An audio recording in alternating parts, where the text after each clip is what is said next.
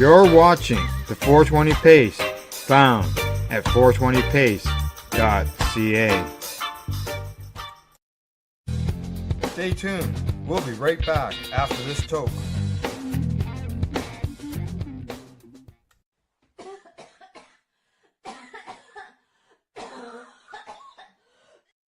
You're listening to the Pace Radio Network here at paceradio.net. The views expressed by the individuals during this broadcast are their own opinions, and they may not be the same as those of their group or other organizations they may be involved with. All medical advice during our broadcast is not a medical opinion and should be checked with your medical physician.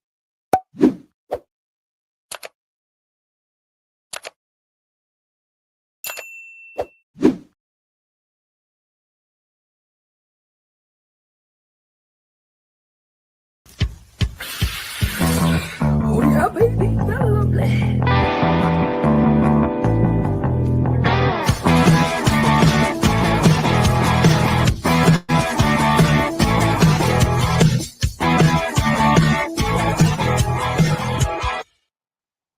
Good morning, it's June the 16th, and welcome to Psychedelics and Cannabis Educational News. I'm live here from paceradio.net and 420pace.ca. Cindy has today off, but for us, today I have 8 cannabis and psychedelic articles that include information on cannabis and seizures, its antifungal effect, as well as a study on the perfect pre-rolls. But first, we're going to touch on an article on how the cannabis industry benefits small town Canada. All right, here we go. This is from StratCan. Headline, as I said, how the cannabis industry benefits small town Canada. As Canada grapples with U.S. tariffs and widespread layoffs, cannabis is emerging as an industry that could help smaller communities weather the storm. With U.S. President Donald Trump slapped Canada with sweeping levies, including a 25% tariff on automobiles and 50% tariff on steel and aluminum. As a result, Canada lost 33,000 jobs in March. They say the cannabis industry, though, is largely domestic, which has allowed it to be one step removed from Trump's tariffs. Economist Jim Stafford has told StratCan. He says it's worth investigating the potential of the cannabis industry as a stabilizing factor. Non-traded sectors are going to play a more important role in the next few years. Now, according to the Cannabis Council of Canada, the president, Paul McCarthy, the industry employs about 80,000 people, primarily in small and medium-sized towns where cultivation facilities are often located. A recent StatsCan report found that the industry contributed at least $7.4 billion to Canada's GDP in 2024 and $43 billion since legalization. Now, McCarthy says that the cannabis factor is a great opportunity to revitalize small communities and support communities that perhaps need some good paying jobs. He noted that the industry supports a wide range of roles, from skilled trades to lab technicians to corporate staff. And there is an opportunity for small communities to embrace the industry to bring economic advantages. This has already been done in towns across the country, with the most famous example being Smith Falls. Cannabis Growth took over an old Hershey factory there and became the main economic driver for the town. Unfortunately, it's no longer there. There are success stories across the country of cannabis offering impactful employment and boosting economies, according to McCarthy. Disciple Cannabis has facilities in Western Canada, including one located on the outskirts of Calgary, which employs approximately 450 people. Oceanic Relief is based in Newfoundland and Labrador, acquired a brand new fish processing plant whose operations had fallen through. McCarthy said it was a letdown for the town, but cannabis proved to be their savior, and the company now employs over 100 people. Then there's the Cannabis Summit held in BC in Prince George. That was back in 2024. Organizer Nadine Furnell told the StratCan that the festival will transform a previously dead downtown area into a thriving scene, attracting over 2,000 people in one day. She said every vendor at the festival said they made the most money there out of any market that they've attended.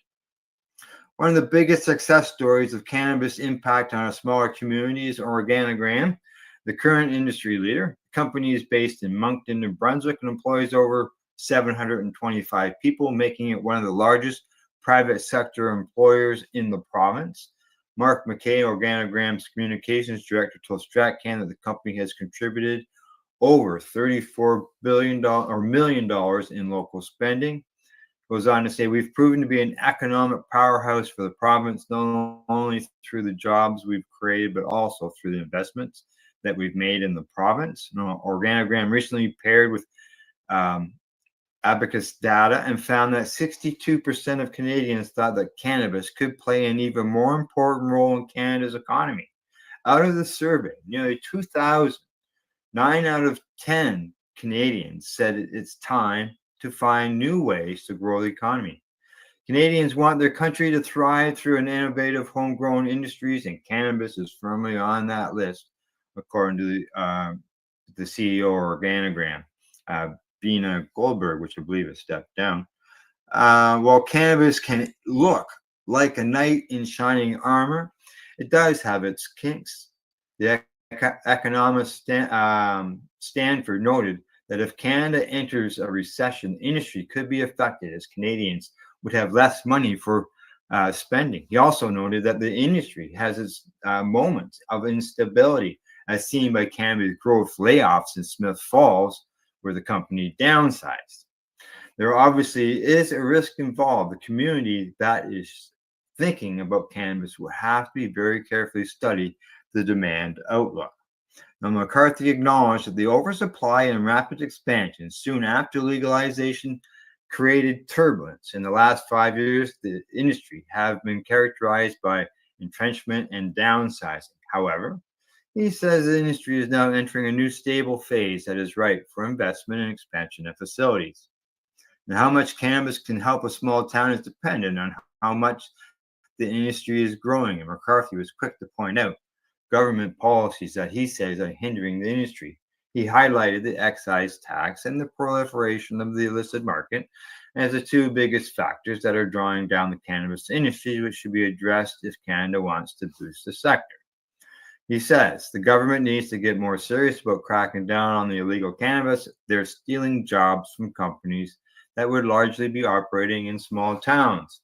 Now, Av Singh, the executive director of the Scotian Cannabis Alliance, echoed McCarthy's concerns and told StratCan that the excise tax is a real limitation on the industry and prevents some companies from flourishing. And his organization helps support the industry in Nova Scotia, and he has seen companies struggle and some shut down due to the tax. He says it's a stranglehold. It's like a foot to your throat. It's really hard to be able to swim when you've got the albatross on you.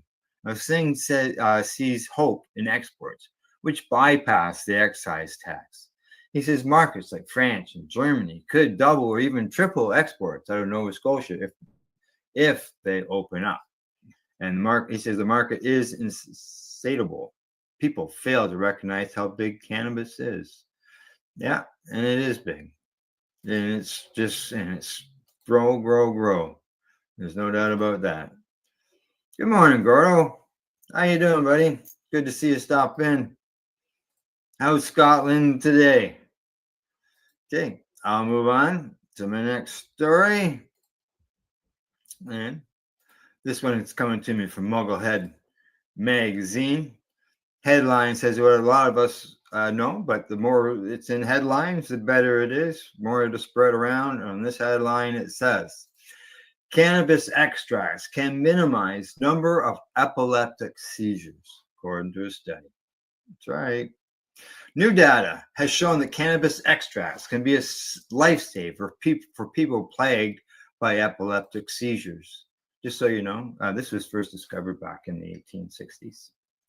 Published in the journal Frontiers in Neuroscience on May 18th, attention-worthy study found that 19 patients were able to become seizure-free for a 3-month period by ingesting cannabinoids from the plant.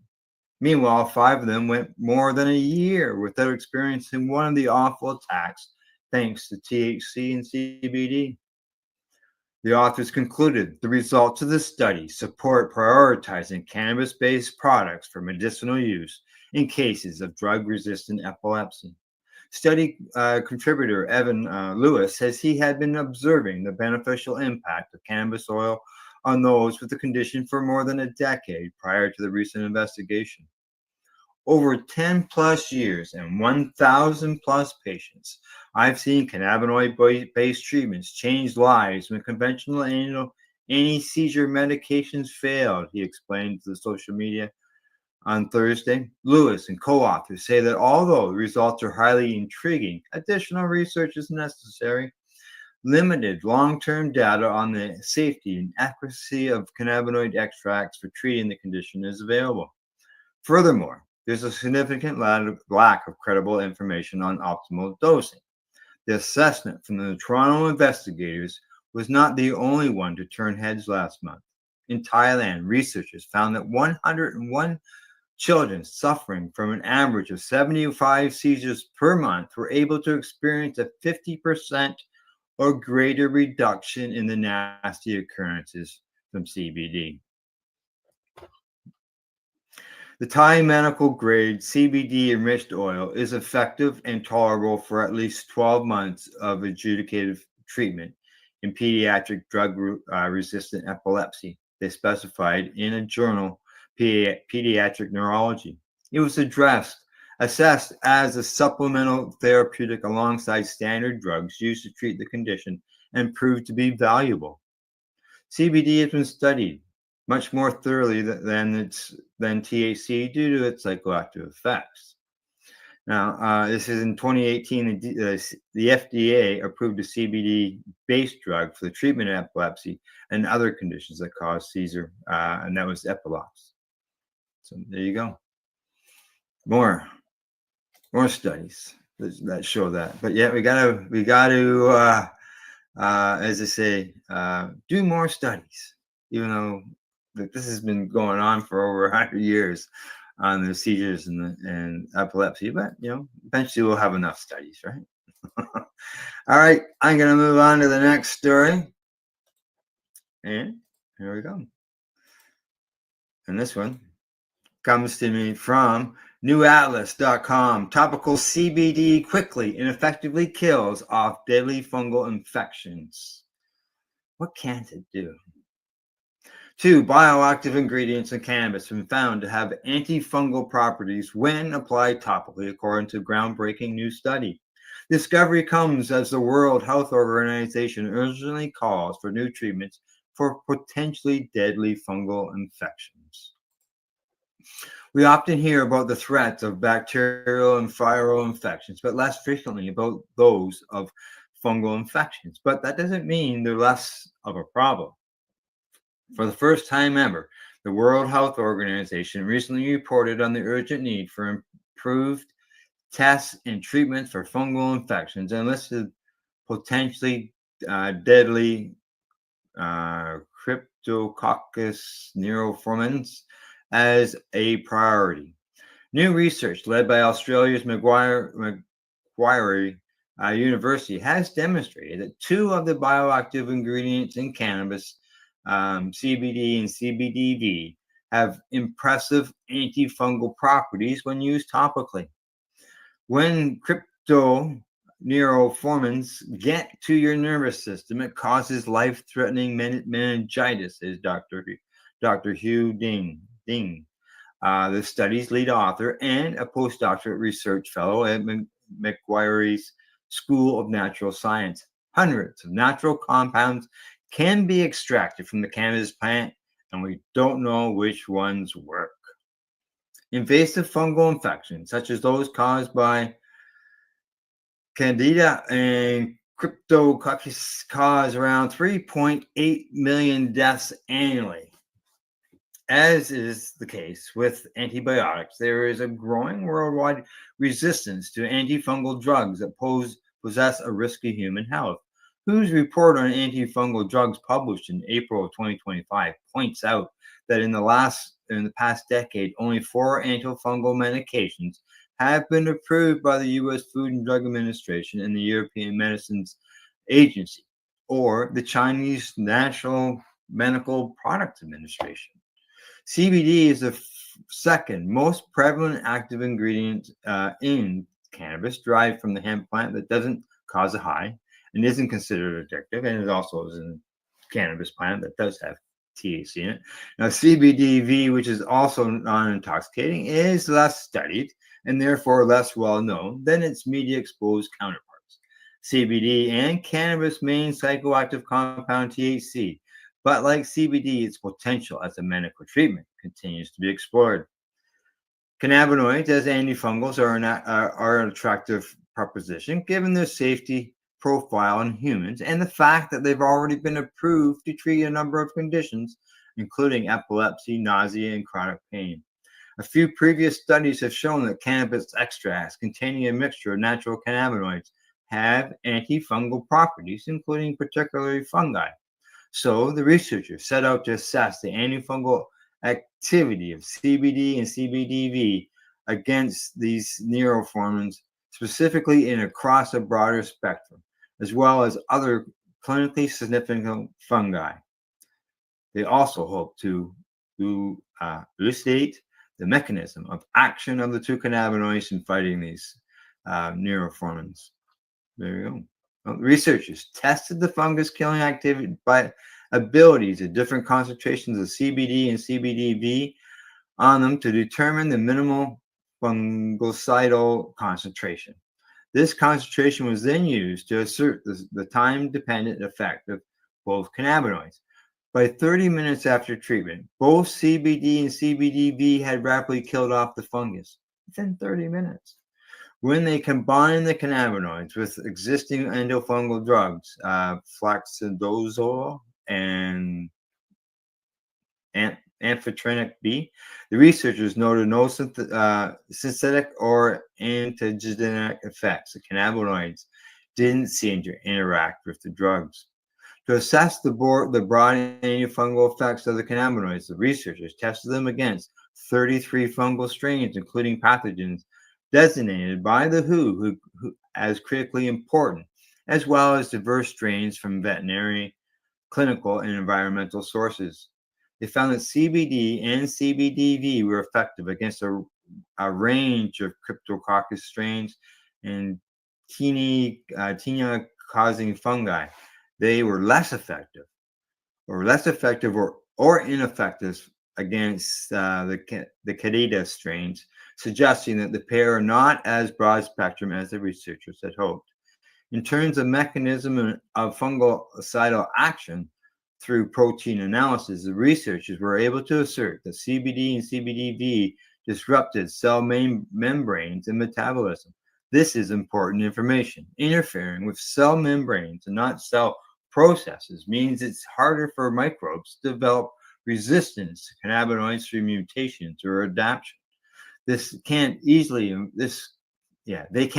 evolve to repair a broken membrane like they can an altered cellular process. In addition, the cannabinoids disrupted biofilm formation, which is crucial to this neuroform's survival because it shields the fungus from the body's immune system. Finally, as a proof of concept study, the researchers tested the effectiveness of topical CBD as an antifungal treatment in living insects.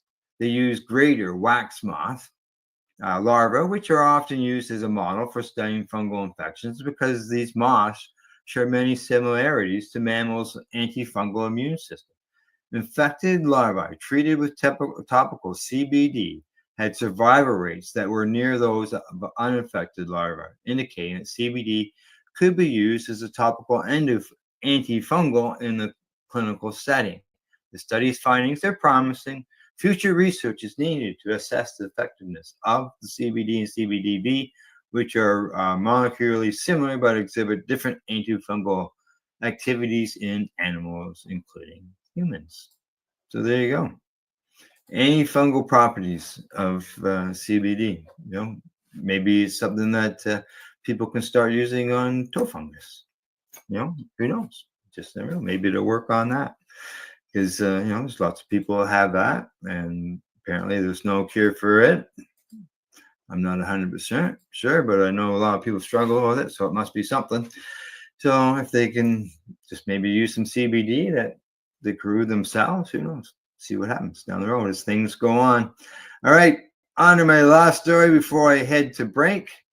And this one's coming to me from the International Cannabis Business Conference. Headline says, Antigua and Barbados to expunge cannabis convictions. I can't even get those words out. Sorry, guys. A cannabis conviction on a person's record can wreak havoc on their life long after the penalty of the conviction has been completed. It can prevent people from gaining employment, housing, government assistance, and many other things. My father, whoever the author of this is an unfortunate example of this. He was convicted of a cannabis-only offense in 1986 in Oregon, involving 112 grams of cannabis. He still cannot volunteer as a wrestling coach in Oregon in 2025, even though Oregon legalized cannabis a decade ago, and adults can possess up to 224 grams in their homes. I personally know of somebody who got caught with 3 joints, and they got a criminal record, and they were told they can't go to the U.S. And this is 45 years ago. With that in mind, it's also a big deal when the government decides to expunge prior cannabis offenses and or pardon the individuals involved, which is reportedly what is happening in Antigua and Barbuda. I thought it said Barbados, but it's Barbuda. The Antigua and Barbuda government says it will table at the next sitting of Parliament legislation aimed at expunging the criminal records of individuals convicted of possession for small quantities of cannabis and granting them official pardons, according to the Jamaica Observer in its local coverage. A statement issued following the weekly cabinet meeting said that Attorney General and Minister of Legal Affairs Steadroy QD Benjamin has been authorized to draft the legislation that will offer a pardon to persons convicted of having less than 15 grams of cannabis. It is unclear at this time how many individual cases will be impacted. Antigua and Barbuda is an independent Commonwealth archipelago country located in the Caribbean, comprising of 2 namesake islands and several smaller ones. Lawmakers there previously approved a cannabis policy modernization measure that decriminalized individual cannabis possession.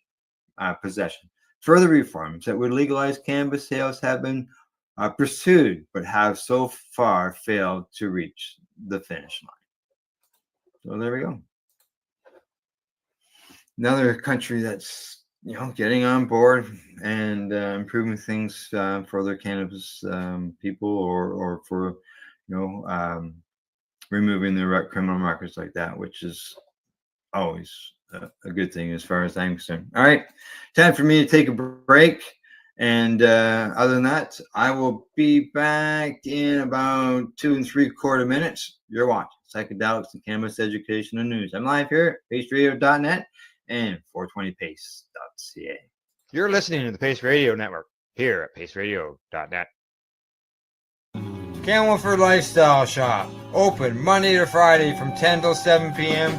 or by chance. Check out our flags, our t-shirts, plus our hats, and look of that supply of rolling papers, plus much more. We've got bongs and your favorite herbal vaporizers.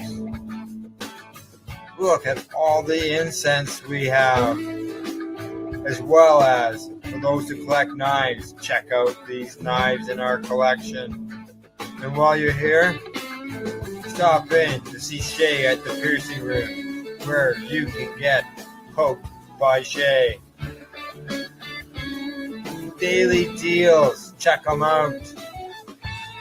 Camelford Lifestyle Shop, 17 Bridge Street West, Camelford, Ontario.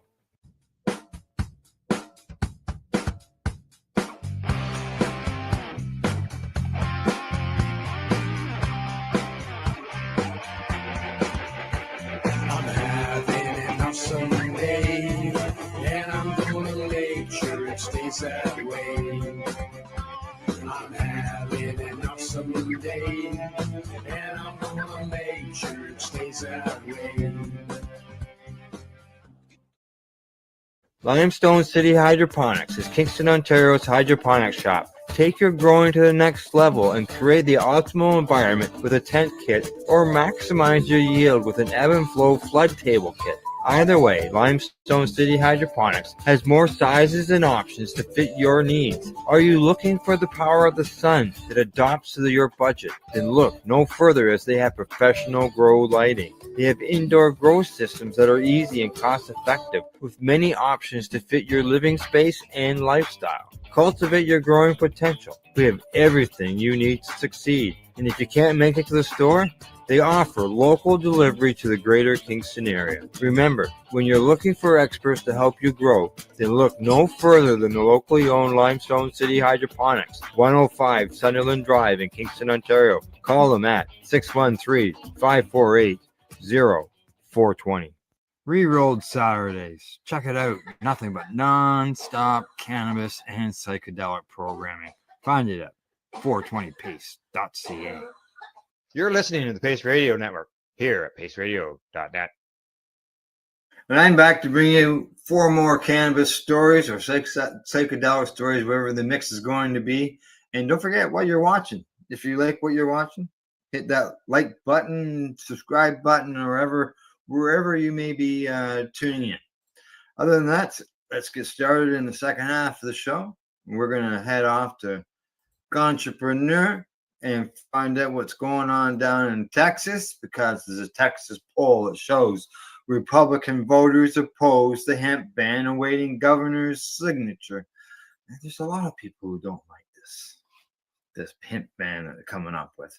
More Texas Republican voters opposed a recently approved bill to ban intoxicating hemp products that supported, according to a recent survey by Ragnar Research Partners. The survey, which polled 800 likely Republican primary voters in Texas, found that 47% of respondents opposed the ban, while 37% said they supported it, and 16% said they were unsure. Additionally, the pollster found that 45% of likely Republican voters opposed banning THC, with 35% in support and 21% uncertain. Now, Texas Governor Greg Abbott still has not signaled whether he will or won't sign the bill, or whether he is even considering a veto.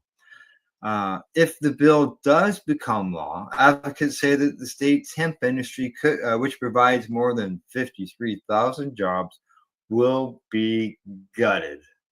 The Texas Hemp Business Council said in a press release that it has submitted 5,000 handwritten notes and over 180,000 petition signatures calling on the governor to veto the bill. Mark Bordas, THBC's executive director, said in a statement, "Texans do not want SB 3. Texans recognize SB 3 for what it is, an attack on the rights and liberties of Texans that will destroy tens of thousands of jobs." Goes on to say, "We respectfully ask the governor to listen to veterans, small business owners, Republican primary voters, and others who want him to veto this heavily handed bill. We went out of our way to conduct the most credible poll possible, in which the segment of the voting population least likely to support our case was queried."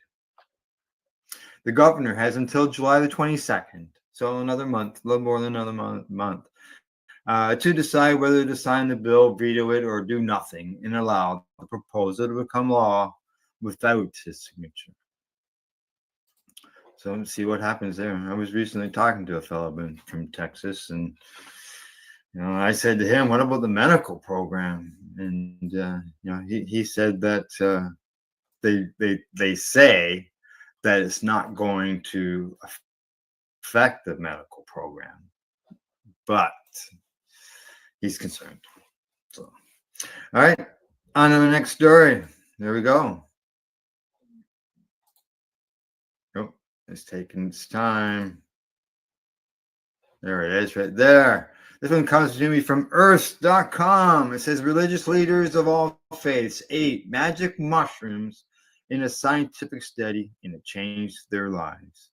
For many people, the idea of combining a psychedelic substance with organized religion may sound like a stretch. I gotta agree. Yet, a team of researchers recently investigated the effects of psilocybin on spiritual leaders across several faith traditions, hoping to learn how this compound might influence well-being and religious attitudes. The experts enrolled clergy from major world religions in a study comparing those who received psilocybin sessions with those who did not. The late Roland Griffiths from Johns Hopkins University was one of the scientists at the center of this project, ensuring careful protocols and ethical oversight. Now, psilocybin is the primary compound in certain types of mushrooms. It belongs in a group called serotogenic psychedelics, which means it interacts with a specific set of receptors in the brain. The growing body of clinical work has explored its effects on mood, mental health, and personal meaning.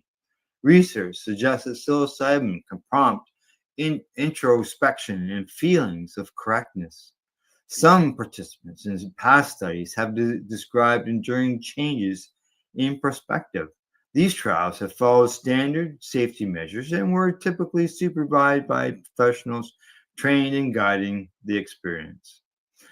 Now, clergies hold leadership roles in the faith communities. They often counsel congregants and guide spiritual practices. The researchers wanted to determine if psilocybin assisted sessions might shape the perspectives and the effectiveness of the leaders in their day-to-day vocations.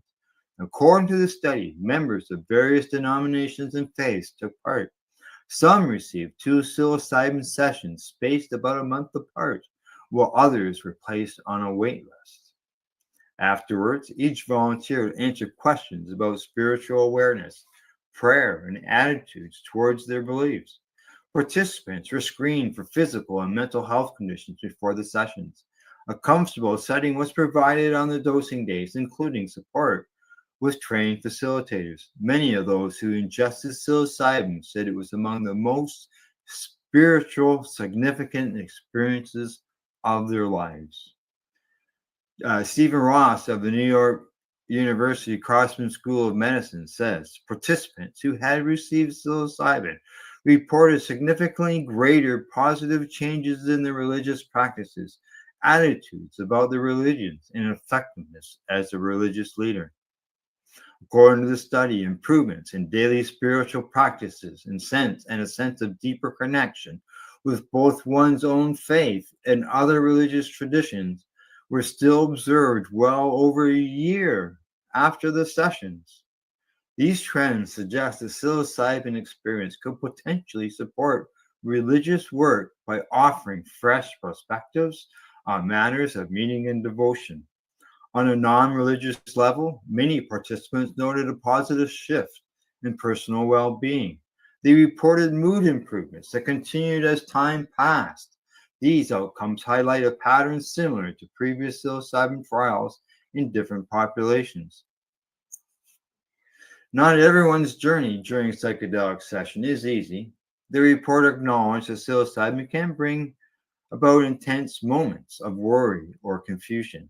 Careful screening and supervision seem to reduce potential risks, with no serious adverse effects reported. Still, the authors caution against making sweeping generalizations. They pointed out that the research population was relatively small.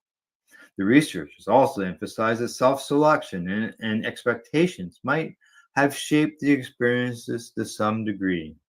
The researchers noted that the results in clergy were broadly in line with past clinical studies of psilocybin in non-religious participants. In both cases, high-dose sessions led to long-lasting changes in behavior, perspective, and emotional health. What made this trial unique was that the effects showed up in areas directly tied to religious leadership, such as prayer life, perceived vocational effectiveness and tolerance of their faiths, compared to studies involving cancer patients or individuals with depression. The clergy participants tended to rate their sessions as more spiritually meaningful and less therapeutically intense.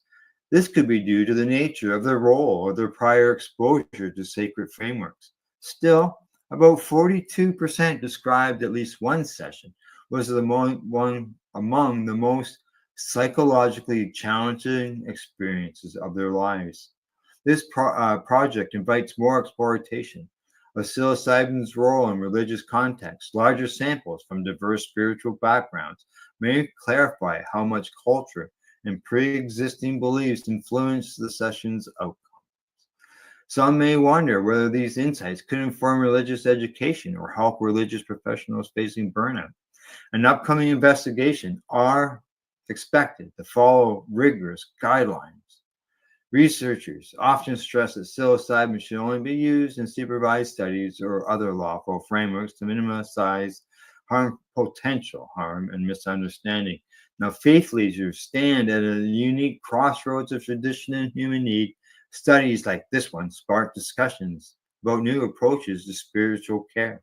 They also add to the growing literature, suggesting psilocybin's potential for promoting introspection and community well-being. It remains to be seen how religious organizations respond to these findings. Some may embrace research aimed at enriching spiritual life, while others may remain cautious. Either way, the results open a conversation about how substances like psilocybin could interact with centuries established rituals and beliefs. Now, this study was published in the journal Psychedelic Medicines. So there you go. I had seen that headline several times over the last week, and I thought, well, let's look in to see what this is all about. And yeah, so I'm just surprised they got religious leaders to get involved in that. So it was good to see that they did, and it looks like the results were good results in the end. All right, moving on to my next story. There we go. This one comes to me from Green State. It says, study reveals secret to perfect pot pre-rolls. Okay, let's find out what the perfection is. Results from a phase 1 of the groundbreaking science of smokability study are in. And for the first time, researchers have scientific data showing exactly how water activity and moisture levels affect what consumers actually experience when smoking a pre-roll. According to the results gathered from both laboratory experiments and from surveys of actual pre-rolled smokers, pre-rolls with a water activity of 0.65 AW deliver significant more cannabinoids and terpenes in consumers than products at other moisture levels, all with less harshness. With this knowledge, pre-roll producers can, for the first time, begin optimizing pre-roll quality based on actual smoking performance rather than the guesswork. Now, what is this science of smokability? Well, it is a first of its kind scientific assessment that goes beyond traditional laboratory testing, and it's led by Dr. Allison Justice and Dr. Marcus Rogan, both leading scientists in the cannabis industry. And this research is a multi-year project that combines rigorous laboratory analysis with real-world consumer experience. The researchers used a sophisticated approach that paired smoking machine analysis with actual consumer testing. First, high-quality hemp pre-rolls from a strain called Fun Dip were carefully manufactured on professional pre-roll equipment and then stabilized at 3 different water activities, 45 AW, 0.65, and 0.85. Okay. And it said, using a machine that literally smokes a real joint, scientists measured exactly what compounds were delivered in the smoke. Meanwhile, consumers received the pre-rolls in airtight containers and receive feedback on their smoking experience, creating a comprehensive picture of how water activity affects product performance. Now, a quick note though, consumers were only sent 0.45 and 0.65, as 0.85 is outside the safety range because it can support microbial growth. So that's not good. Sorry, folks, I got an itchy nose. It just don't go away. Now the pre-roll study reveals from the study they were published in the March-April 2025 issue of Cannabis Science and Technology, and they said the 0.65 level emerged as the clear winner across multiple measures, delivering superior performance that could translate directly into better customer satisfaction and potentially higher sales for producers.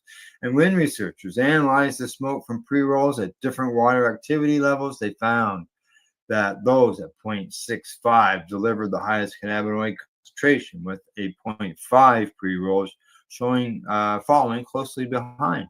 The study tested in multiple cannabinoids, including CBD, CBG, CBC, and THC, with consistent results across all compounds tested. The difference was dramatic for the wettest of samples. Pre-rolls at 0.85 produced only 30% of the cannabinoid content compared to the optimal 0.65. This finding was has significant implications because it means consumers smoking pre-rolls with the wrong moisture level are literally getting fewer active compounds for their money. It may turn to other brands to provide them. The terpene results told an equally compelling story. Pre-rolls at 0.65 consistently delivered the highest terpene concentrations overall, leading researchers to conclude that this level would provide the most pronounced flavor profile due to their greater terpene yield. Perhaps more importantly, for consumer satisfaction, the consumer survey revealed significant differences in the harshness of each smoke, while overall desirability slightly favored the 0.65 pre-rolls. The 0.45 produced a more irritating experience for smokers, presumably creating a harsher smoke due to the drier cannabis. Now, that could make a smoother experience at 0.65 a key differentiator for customer retention. So beyond product quality, the study highlights potential financial implications for producers. The difference between flower at 0.45 versus 0.65 water activity corresponds to moisture content levels of about 5% and 9%, respectively. According to research, the difference amounts to about 18.4 grams per pound of flour. At an unassumed market price of, say, $1.50 per gram, this weight differential represents an estimated revenue loss of $27.20 per pound for material at the lower water activity level, or about 4% total revenue per pound. The results provide pre-roll manufacturers with concrete science-based guidelines for optimizing their products. Targeting a water activity at 0.65 could help pre-roll manufacturers maximize cannabinoid delivery to consumers, enhance flavor profiles through optimal terpene preservation, reduce hardness for smoother smoking experience, and potentially increase revenue through optimal moisture retention. For producers currently working with different moisture levels, these findings suggest that adjusting water activity could be a relatively straightforward way to improve product performance without major changes to the cultivation or process methods. The results highlights the critical importance of proper drying and curing techniques, and these processes directly influence the final water activity of cannabis products. For an industry and a category where consumer satisfaction and repeat businesses are paramount, achieving that 0.65 AW active water sweet spot could be the difference between a pre-roll that keeps them coming back and one that doesn't. There you go. It could be. But how does one measure? Like, obviously, it's pre-roll. I bought pre-rolls and found it's been sitting in the packaging for 6 months. I don't know what its AW reading would be, but it wouldn't be what it started out as.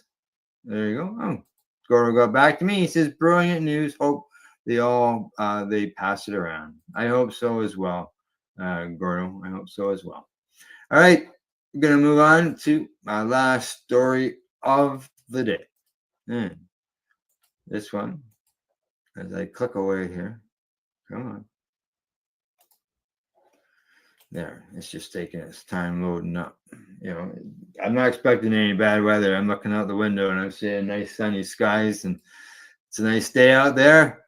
Headline: Cannabis Business Times says U.S. Senator Congresswoman call on Trump to end costly marijuana arrests. Yes. A pair of Democrats on Capitol Hill called BS on Elon Musk's promised federal spending cuts and instead offer another plan to President Donald Trump on June the 11th that includes cannabis reform. U.S. Senator Elizabeth Warren and Rep. Melanie Stansbury, in a letter to Trump, said unnecessary federal arrests and detention programs are costing taxpayers billions of dollars and suggested decriminalizing cannabis. The Congresswoman highlighted 6 recommendations to eliminate more than $2 trillion in wasteful government spending over the next decade. Warren and Stansbury pointed out that the federal cannabis prohibition remains despite 24 states legalizing the plant for those 21 years of older. They also told Trump that imprisoning elderly and terminally ill patients who pose little risk to public safety or those with minor technical violations of prohibition and parole makes no sense. By ending these practices, the government could save billions of dollars, they wrote in the 7-page letter detailing their plan to also crack down on health care, profiteering to save roughly $1.5 trillion and to target waste and abuse in the federal tax code to save more than $1 billion over the next 10 years, among other measures.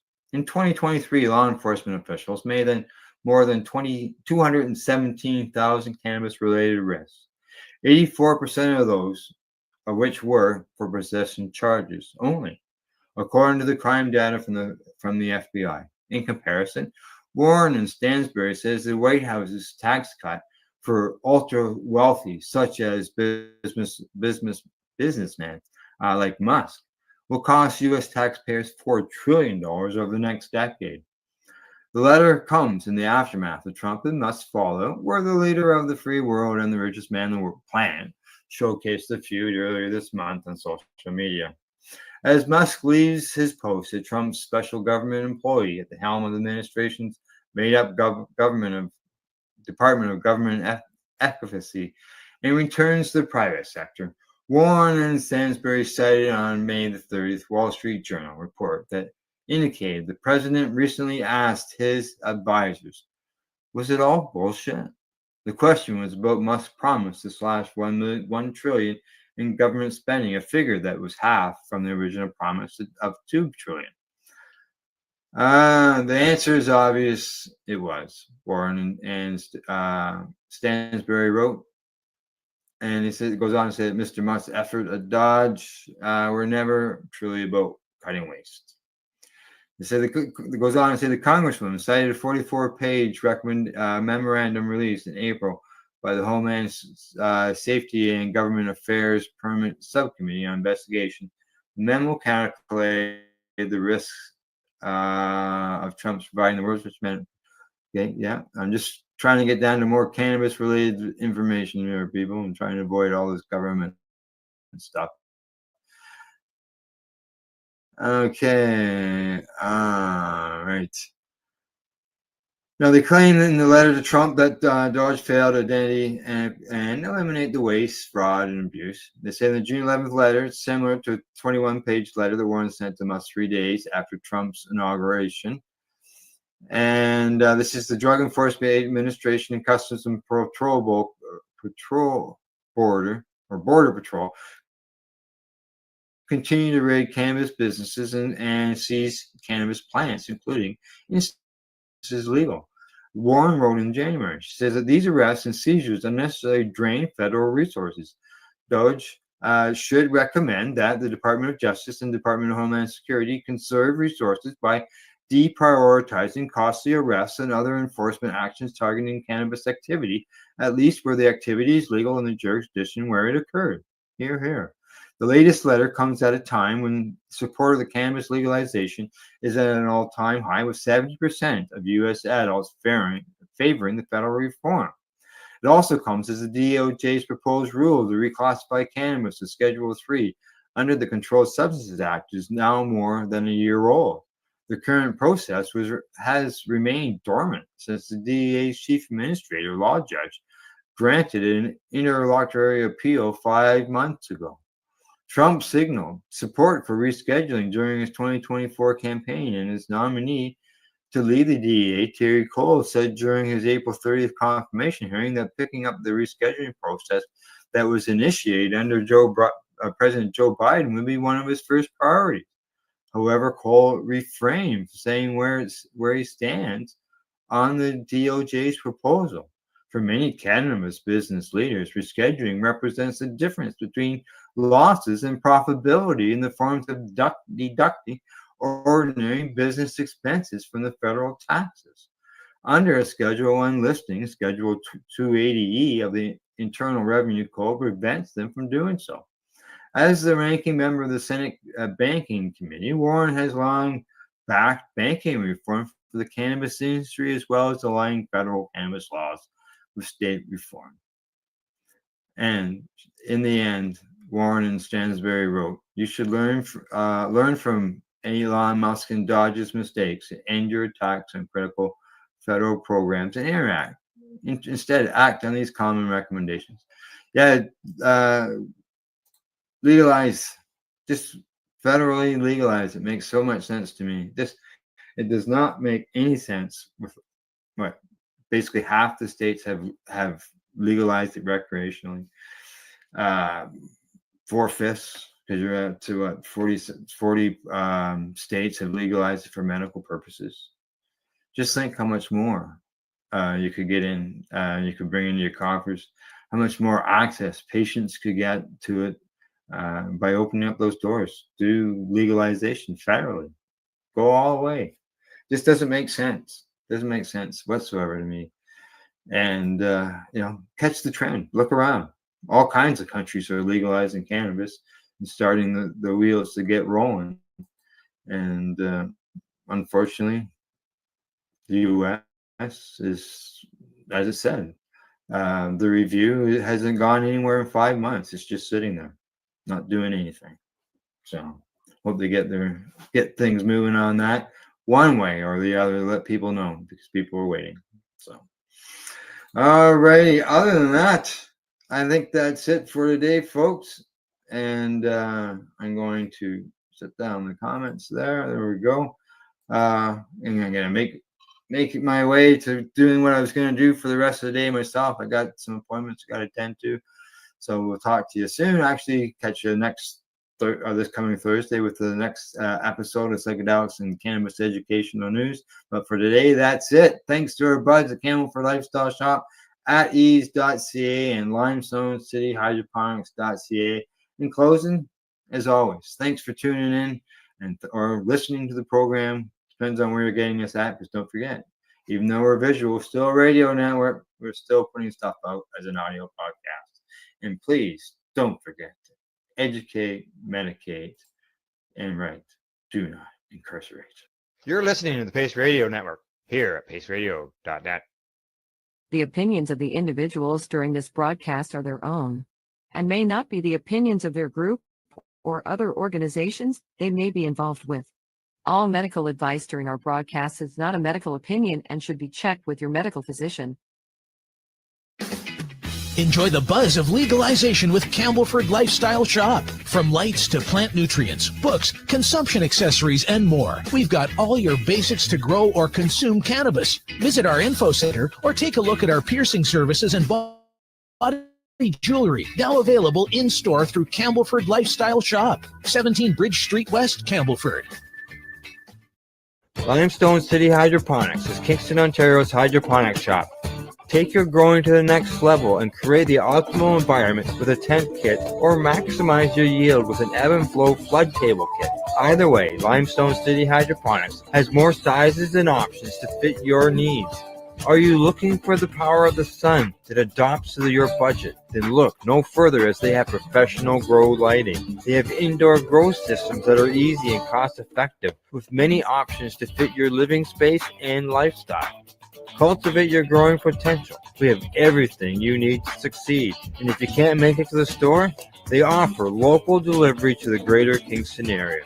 Remember, when you're looking for experts to help you grow, then look no further than the locally owned Limestone City Hydroponics, 105 Sunderland Drive in Kingston, Ontario. Call them at 613-548-0420. We are people advocating cannabis education here at paceradio.net.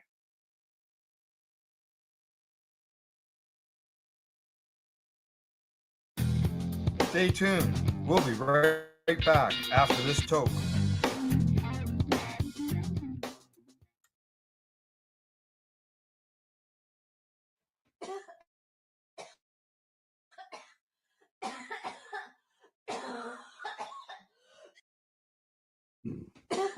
You're watching the 420 Pace Reroll Saturday.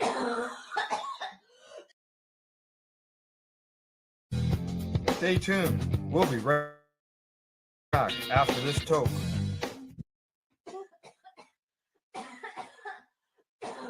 You're watching the Hi Guys podcast with Al and the other Al on the 420 Pace Project. The opinions of the individuals during this broadcast are their own and may not be the opinions of their group or other organizations they may be involved with. All medical advice during our broadcast is not a medical opinion and should be checked your medical physician. Blah, blah, blah, blah, blah, blah, blah, blah, blah, blah, blah, blah, blah, blah, blah. Hey, guy. Hi, guy. How you been? Where's your hat? You know, I just Do thought you normally have a hat on? yeah. Well, you don't like my hairline or something? No, Did I it's the make- did I make reflection. a mistake? It's the reflection. It's the reflection. Yeah, that's what it is. Okay, funny guy. So how you doing? I'm tired, Al. I've been in the garden for 2 days, Ah, and are you growing tomatoes? Wink, wink.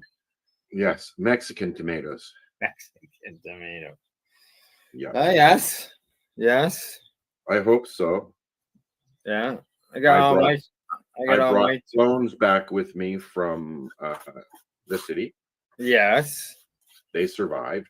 Good. Good. They're now good. they're now in a row in my window because it's still too cold. Although, you know what? I woke up this morning at 4:00 and it was 12 degrees in the greenhouse. So I'm like, maybe a few more days. Maybe. It's been storming all night. Has it? No. Yeah. Well, you know, it's April, you know. Maybe it We're- feels like April at your place. We're about a month behind, about 2 weeks behind. Yeah. Okay. Well, And- it's into May for you then, maybe. But Nobody's seen this kind of weather up here in a very long time. It's No. been very weird up here. It's catching up now.